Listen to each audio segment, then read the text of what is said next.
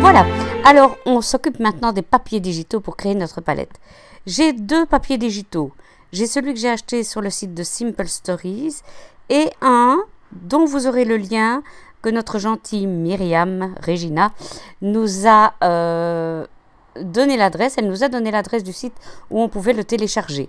Vous avez le site sur le blog des cours et donc vous pouvez le télécharger gratuitement. C'est très mignon et vous verrez, d'après moi, alors c'est une question de goût encore une fois, mais d'après moi, il y a là des dessins qui peuvent très bien se combiner avec la collection Toga parce que les couleurs sont pas les mêmes, mais proches, et je pense que ça ne choquera pas. Bien, on est parti. Donc, je vais sur ma collection de papiers digitaux. Alors, quand vous chargez une collection de papiers et éléments et stickers digitaux que vous avez acheté sur un site, vous allez recevoir un petit fichier qu'il faut dézipper, on va dire. Et une fois qu'il est dézippé, vous allez avoir plusieurs dossiers à l'intérieur. Ici, on a deux dossiers de papier, un dossier d'éléments et un dossier d'autocollants. En fait, ça correspond à ce qu'on trouve dans les papiers physiques qu'on achète de cette collection-là. Mais ici, ce sont des papiers digitaux. Donc, qu'est-ce que j'ai fait, moi? J'ai été voir, tiens, au fond, dans les papiers, qu'y a-t-il? Je regarde un petit peu les couleurs. Je me dis, ok, je vois à peu près les couleurs. Je vais voir l'autre collection, puisqu'il y a deux fichiers de papier.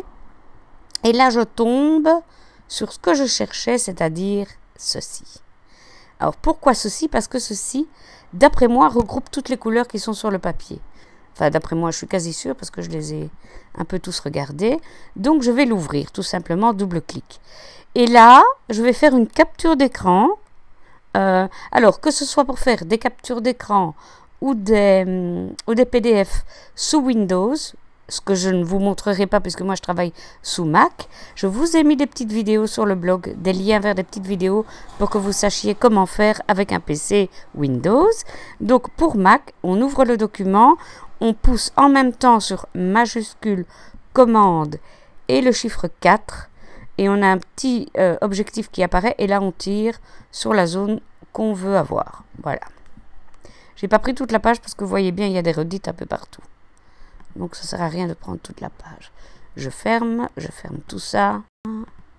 Et j'ai ma capture d'écran ici. Je prends ma page où j'ai déjà dessiné mes petits sapins et mes carrés. Je vais chercher ma capture d'écran. Si elle veut bien venir. Viens, petit.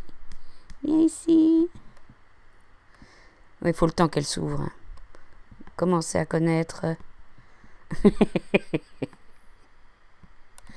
Voilà, et je vais quand même l'agrandir un peu. Voilà. Et je vais donc faire le même travail exactement que j'ai fait pour mes sapins Toga. Ceci dit, regardez un peu. Ce que je fais quand même, j'agrandis pour que on sache bien de quoi on parle. Avant d'aller piocher avec ma pipette, j'essaye de repérer les couleurs que je trouve importantes ou intéressantes.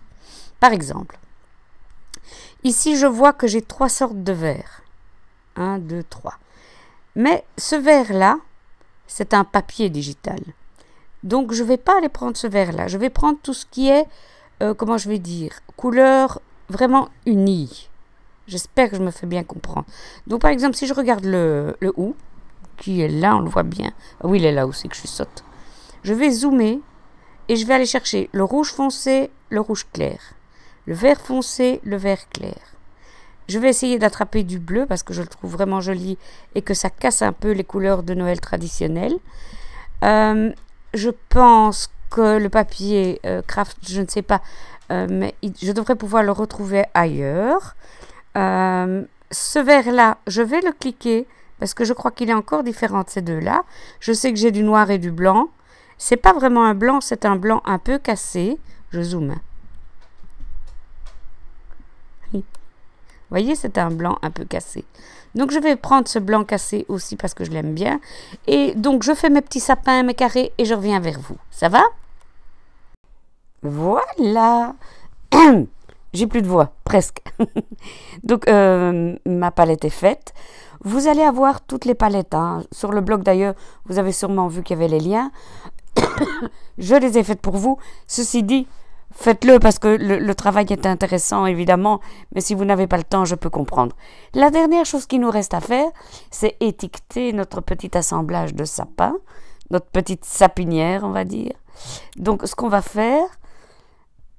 Voilà, je vais agrandir un peu. On va dupliquer notre sapin. Voilà. On va lui ôter... Non, même pas. Non, même pas. Je ne vais pas lui ôter la couleur. Je vais prendre celui-là. J'aime bien la couleur de celui-là. Voilà. Et évidemment, on va lui mettre son titre. Alors, ZAT 18, bien sûr. Alors, la police de caractère va nous amorcer le pas. Elle va nous amorcer le pas sur la suite. Alors, attendez, je vais terminer ça pour ne pas faire deux choses en même temps. Parce que je suis encore capable de faire bien des bêtises. Donc, je vais la rapetissir.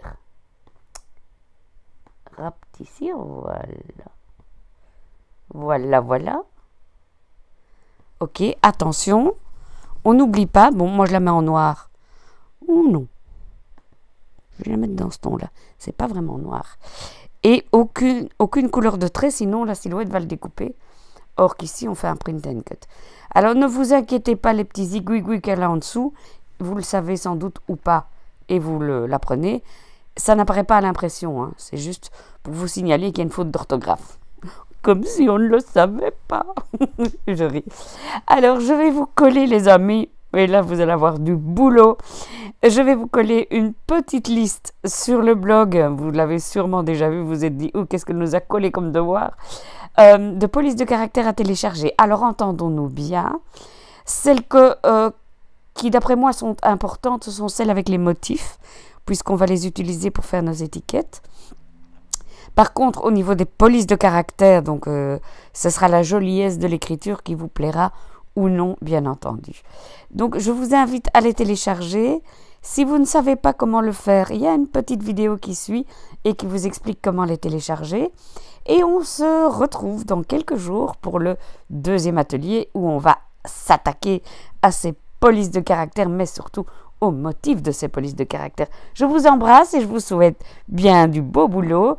N'oubliez pas de nous rejoindre sur le groupe Facebook pour partager vos impressions, mais aussi les photos de ce que vous avez déjà réalisé, de vos petites palettes de sapin ou d'une autre palette.